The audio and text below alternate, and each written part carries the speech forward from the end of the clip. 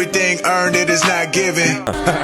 First off, fuck your bitch in the click you claim. West side, what up, all? Let's talk about business. Yeah, everybody want to talk about business all the time. That's all you hear is about business. There's this chick.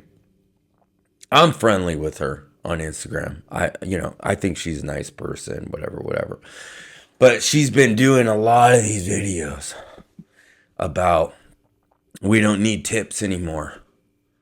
And you should just charge hourly, right? That's the fuck. And it's always, why is it always, these are the problems with the industry. Hey, y'all want to know what the problem? There's problems that I don't fucking know. Why is everybody saying there's all these fucking problems, There's all these fucking problems in the industry, man. There's problems everywhere. All I could say is that we should start at the beginning, right? And I wanted to say my opening, to this industry. And listen, I had a unique one because I'm fourth generation. I grew up in a salon, my grandparents, fucking everybody, right? And I'll get into that one of these episodes. But it was like this. And anybody new in this is going to be like, this is interesting, okay? So it was like this. You got a fucking license, okay? And you went in to a salon, you made 50%. They made 50, you made 50, okay? You kept, everything was a lot of cash moving around. So you had cash tips. People back then knew to tip in cash. Right. It was almost like, and they did have, you could take other things, whatever. Yeah, fucking writing checks and shit. They did. I remember all the checks, and I have to go and fucking cash all these fucking checks and stuff. Oh my God. You couldn't take a picture with your phone. Okay. And, but it was rude to not bring cash and tip your hairdresser. Right. Or whoever. Right. And so, this chick is talking like we don't need tips. Everything hourly. You should charge hourly, right? And no tips. And all these problems. Listen, I walk in, and by the way, the other thing, pre-booking changed things too, right? And among other things, right? But I think for the most part, people would just come in the salon. They would just come into a salon. Blonde Bombshell is a GHK peptide-based shampoo and conditioner featuring a new surfactant system with a positive and negative surfactant that shuts down the bonds in the cuticle of the hair. This is cutting-edge and brand-new technology for blonde hair care. Along with a violent tint in the pigment, it brightens blondes and doesn't leave any residue. Try Blonde Bombshell today. Not everybody had a hairdresser, right? There was a lot of walk-in traffic. People didn't pre-book and shit a lot, right? You would have your basics, right? But you'd always have spaces and somebody would just walk in, right? This was the way, okay? And so you could have, you imagine this, young people that are new in the industry, right? Everybody that's screaming from the roof, oh, pre-booking. They've been doing that for the past 20 plus years. They made the industry turn into a way. Now here I'm doing it, okay. But they made the industry in a way where nobody just hey, I need my hair done. Who's fucking good? Cool, I'll go to them. They don't do it. Nobody's doing that, right? So everything it used to be walk in. You just walk in the fucking salon. Hey, what's up? I need my hair done. Cool. Who's available? Boom. And you might have 2 people on your book, but then you'd be able to fill it in. That was the way. That's how it was. And you just make half. It was very simple, right? Hey, fuck you. File your own taxes. We don't give a fuck, right? So when you're a salon owner, you didn't have to worry about all this shit. You didn't have fucking payroll. You didn't have it like that. You didn't even 1099 them. Okay, you just said, hey, you have that, I have mine, you split it, done, call it a day, fuck you, And that's how it was. And let me tell you something, it was nice, right? Listen, a lot of people didn't get into this business because they wanted to be like a professional hairdresser, okay? And even if you did, okay, maybe you were like kind of a free spirit person, you know? You wanted to go out. You know, everybody went to the fucking bar after. Like, people went out, they enjoyed their life, right? You know, hairdressing lifestyle was not always about getting rich. Right? It wasn't always, oh yeah, I got to make all this fucking money. It wasn't like that. The lifestyle itself has been altered, I'm just saying, by a lot of these fucking people that are always trying to change everything and make it all this like professional thing. And yes, there are things that are good in that. I'm not saying that, whatever. But listen, a paper book with a fucking phone, you know, and people walk in, man, that makes it real fucking easy, right? You just walk in, you make money, you go home, you know, you go out, you get fucking trashed, you know, go back the next day, like fun, right? And then you go on a trip, you go on your vacations, you go to your concerts, you do your life. You just lived a very easy, simple life. It wasn't all this fucking, you know, you have to do all this stuff, right? Everything's gotten way more complicated and technical. And so I think it's like, I think anybody that is going to go run their mouth about whatever, oh, you shouldn't have tips, or we shouldn't do it this way, or we shouldn't do it that way, they should all understand what it was like previous, to understand where we are. But I think the biggest problem that I see is because a lot of these people, and I'm picking on this girl right now, but I just don't want her to think that it's just her, but she's an example of a lot of people, because they always make it sound like they're the only ones saying these things. But it's all the same. Like, how many times do I have to hear about how you shouldn't work so hard? Oh, God, Lord.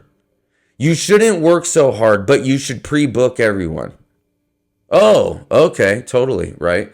You shouldn't work so hard, but you should make tons of money. It's like, dude, look, a lot of times we just want to fucking, you know what I mean? Like, we just want to come in, we want to make some money, we want to go home and fucking watch Netflix, dude. You know what I'm saying? And I think that there's a disconnection, like it from people that are business coach educators in hairdressing industry, where they're not with the people. Like, and listen, look, okay, here's a way to see this. I only got into this like podcast thing because I got invited in a podcast. I'm going to be on one. And I started searching around, because I'm like, all right, cool, I'll get a $50 mic and fucking turn my camera. Everybody wants me to do it anyways, done, right? So then I'm seeing other podcasts, right? And they're all doing this same, not the one that I'm going to be on. They're kind of different, unique. I like these guys, right? But these other ones are very similar. I don't want to talk too much shit because I might be on another one of these, right? But the reality is, it's kind of a lot of the same stuff. You know what I mean? And the thing about it is, like, if you're just listening to this or whatever, or, you know, however, you know me and all that, check the comments, dude. Check the comments. You have a lot of people like-minded. When you look at these other people that are saying this, don't have tips, do hourly, don't work so hard, hustler thing, but make $1 million and fly in a fake jet. Okay, fuck you, whatever. All right, if you want to look at that, look at their comments and look at my comment section, right? All the real hairdressers are on my fucking page. That's why I could just start a podcast and put one clip out and get fucking 10,000 views, because people, it's not because I'm awesome. It's because I'm with y'all, right? We're like all thinking the same. These people are off somewhere else fucking around the industry. So here's my thing. All right. If we're going to get into this, here's my thing. Okay. One, look, pre-booking, fine. Fuck it. Whatever. Okay. But I'm still old school. I leave my book open. I need opportunity to constantly refresh clients that are going to move or whatever. Okay. Keep that in mind. One. And that's old school, moving into the new school. But here's a big thing for me. Listen, if you're a client and you hear me out, not all of us charge $850 for a fucking highlight, okay? Because that needs to be known. I feel like if you're a young chick out there and all your experience is going to salons that charge you $900,000 to get their hair done, understand there's a ton of us that don't fucking do that. And you'll get just as good results, and better yet, you get to come more often because we charge reasonable fucking prices. So if anything, of all these people that have something to say about what's wrong with the industry, yet they're fucking it up because they keep making all of us charge $900 right out of school, and they're driving the clients away. And I'm sorry, but it's fucking true. If people are thinking young clients coming in to the salon, this is the new group coming in, because see, there's only so many asses to seats, right? And a lot of those asses are already sitting in somebody's seat. So you get a new group, new young people coming in to the, to get their hair done, all these things, and they're all being groomed that it's $800,000 to get their fucking hair done. And they do it all in one shot. Like, that's ruining the business. That's the fucking way it is, right? And so if anybody wants to say anything about anything, why don't we fucking start there and see the numbers right there? Because I need to get this message out to all young women out there getting their hair done. Listen, you go to somebody, charge $900 for a highlight, 800, 500, okay, for a highlight.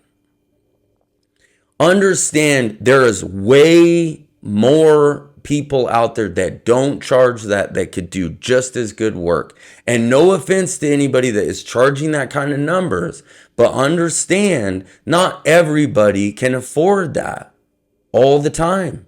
They can't, right? West Coast Blondes is powered by GHKCU, the copper affinity that meets your hair. Hair is made with keratin, and keratin contains sulfur containing cysteine. Copper ions have been documented for a chemical affinity to these sites, which means processed hair can respond differently than virgin hair during chemical services like coloring and bleaching. Some keratin bonds break, exposing more charged sites. Research shows this damaged hair can bind measurably more to copper ions. Better them grins, my turf, I got out of dirt without no doubt. When it keep coming, they coming, we saving the winter, this summer we wildin'. I can't even call it freestyling, I want to design the style ain't free. Travel to go like a charter, I'm go back to Saudi to pick up the cream. Landing that A, hit the office, I got a new offer that I gotta read. I'm the same one, took the top off on one of the rappers, they got him intrigued. Send back, land on the summer, I'm coming in hot 400 degrees. FS, take out the... And so it's not fair. They always want to be like, hey, if all these people don't charge enough, and that's not fair to the industry, and it's like, hey, hold the fuck on a minute. Y'all are pushing the numbers too high because you're fucking slow. Why is that my fault? Why is that the client's fault that it takes you 16 hours to do a highlight? That's not our fault, dude. That's your fault. You should get fucking faster at your work. That's on you, right? You don't roll that over to the client just because you're slow. But I think it's really shifted the way clients perceive things. And I know this because I get them all the time. And they're like, wow, it's only this. And I go, hey, yeah, no worry. Hey, just come in. Let's just pop a highlight. We won't do a haircut today. Oh, let's just do a little of this, a little of that. They're coming more often. Their hair looks way better. And they don't have to have it all done at once. It changes the whole thing, right? So there needs to be a revolution pushed back against this. As far as business is concerned, 5% of the total population gets hand-tie hair extensions or any hair extensions. It's 13% total, including African-American salons. So out of that total, right? Now, if you took that total out of African-American salons and then you took African-American salons as a population, their clientele, their numbers match up real good, see? But if you're not in that demographic, Okay, your numbers don't match up good. And this is what business is about. Business is not go to some fucking person on Instagram and get a program for $3,000. No, business is about looking at the numbers. So what's the highest? The highest is base touch up. Actually, the highest is, I think it's 67%, almost 70% is highlighting. Highlighting is the biggest service that clientele will go in. 70% of your population goes to a salon. 70. So if you live in a small town or a big town, take that percentage. Then break that down based on how many hairdressers in that area or salons, and then you'll figure out your numbers. That's how it works. If you're in a small town and nobody's doing extensions, then do extensions, because there's a percentage there. See, if you're in a town and nobody's doing vivids, then do vivids. If you're in a town and nobody's doing shags, do shags, fine. But if you're in a town where you're seeing a huge percentage of the hairdressing population doing those services, don't fucking do them. Don't do that, right? Pay attention to the numbers. And that's the way that I roll it. So look at this one. I do a service, surface balayage base touch-up. Bang, okay? So a base touch-up, they got to come every fucking 5 weeks, 4 to 5 weeks, right? Now, a partial highlight, you're going to put them at every 10, 12, like that. But if I do a surface highlight, meaning I'm just doing in the part or a couple bangers throughout just a little bit, 4 foils, maybe I'm just painting, okay? And I'm doing that every 6 weeks. And then I just add on. So my base touch-up goes up, add $50, add 60, 70, whatever it is, right? To that total service. Then I'm getting it every 6 weeks. And my money is more consistent. And that is the whole thing about it. My mentor told me this is a business of consistency. Not a business of fucking charge everybody $1 million. And there's no consistency in that. It's consistency. Oh, well, hand tie extensions are consistent because they have to come and get them tied up. Or they just fucking use pliers and take them out themselves, which happens a lot because they can't afford it anymore, right? So the idea is, the game is consistency. Yes, hand ties, you can get consistent. That's good. But it needs to be tied to a lot of other things. If you're just doing highlights in that, how's that work in the math?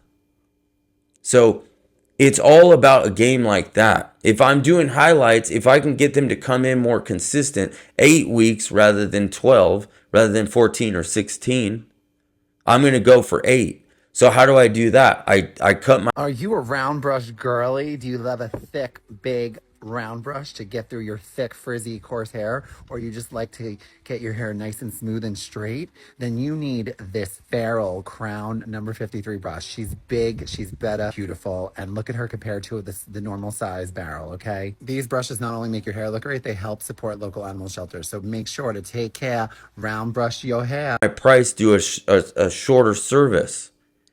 Why am I doing that? Because I'm looking statistics, I'm looking at numbers, and I'm understanding my market and my demographic and all of that. That all comes into consideration, right? Now, I work with a lot of high-end clients, like very wealthy clients, okay? But even then, I don't change my game. You'd think, oh, you must charge a lot of money. No, I don't. Because I want consistency.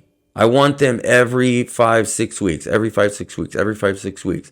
That changes the amount of numbers that I have. But I also am looking for high numbers, high volume clientele.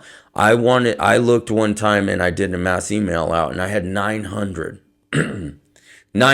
heads that I've touched in my area over a 10-year span or 7-year, whatever it was. So the reality is, the more people you're doing, the better, obviously with high retention.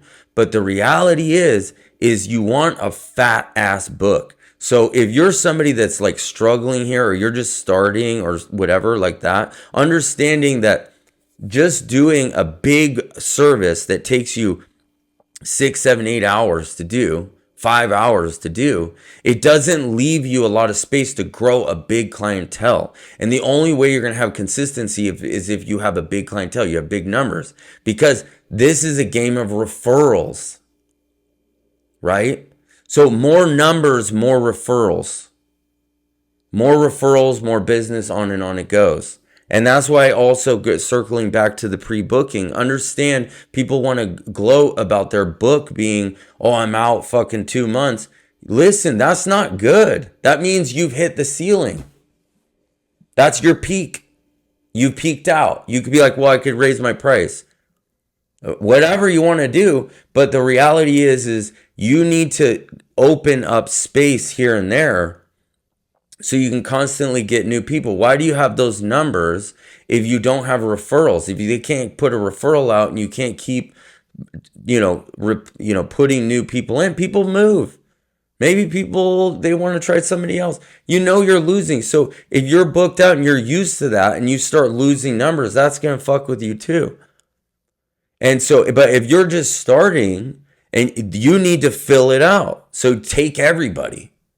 That's the thing that I say. Take everybody. So the reason why I started this whole thing with how it was in the early days, for a long time, it was like this. There was it was more walking. The length of time in the salon industry where it was a walk-in type culture to where it's pre-booking, it's been longer time period where the salon business was walk-in than it has been what it is now. And so what I'm pointing out here is the basis of that, the beginnings of that, how those roots kind of are put in is something to understand, so you understand how to position yourself, overall. You understand why and how and what and where, because if you're walking in this, if you're new, or if you're kind of in a dry spot, you're like kind of not growing, and it's kind of really going back and recognizing, what the fuck is this about? What am I doing this for? What are my goals? And understanding that we have to think about things in facts. Okay, we can't just always be thinking, oh, I heard something, somebody said blah, blah, blah, and I'm gonna, blah, blah, whatever. Just search shit. Check it out. Check your area out. How many people, what's the income ratio in your area? You can search this stuff, find it out. People ask me so often about pricing. Okay, oh, what's the pricing? Pricing. Dude, check your demographic in your area. Understand what it is, right? And I also would say, I did a video a long time ago on this, that I like to undercut just a little bit. If I'm top dog in the area, I'm going to pick on the person that wants to be the top dog, and I'll just undercut him just by a little bit. And that way it makes competition. It's not being mean, okay? It's just, I'm not going to charge exactly the same as you. If we're both getting the same kind of clients, then I'm competing with you. So let me give you a basic example. If you're somebody that does a lot of vivids or shags, these are very niche, okay? So let me tell you, Sally Hirschberger, that I worked across the street from, John Frieda Salon in Melrose Place, Beverly Hills, okay? She just does shags, okay? She's known for her shags because of Meg Ryan. And she built a whole business. So listen, you can build a business off niche like that, right? But understand, okay, that you're kind of putting yourself in a corner there. And knowing that you need to know that market. How many people are doing that in your market? And so if there is just one other person or two other people, say, that you kind of know that are big, right?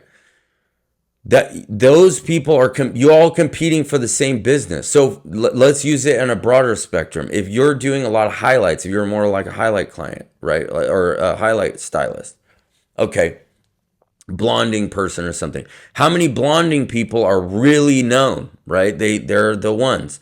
Well, the clientele that you're bringing in is the same clientele they're bringing in, right? And asses are already in seats. So we're competing for clients that are already sitting somewhere else. And so it only takes one time for one of those people to fuck up something, do it wrong, or they just get bored of their work, or the conversation's kind of getting, whatever it is, something, they're too far away, the drive, they move. There's a million reasons, okay?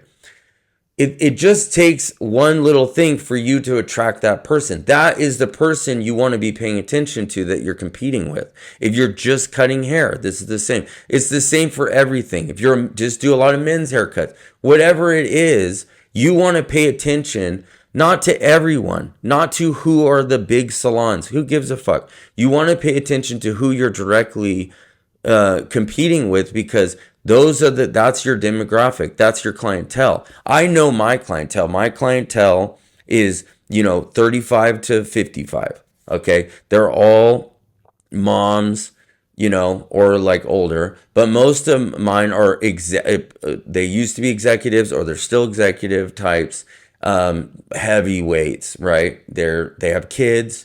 Okay. They're limited. They come in with their laptop. They're fucking working all the time. That's my clientele. So I know who else attracts those clients. That's who I pay attention to, right? That's my little niche. That's my world. We all have a niche. And if you don't, make your niche. Now, what I've been saying throughout a lot of stuff, take everyone, be available like that, of course. But we have to have our specialty, our niche.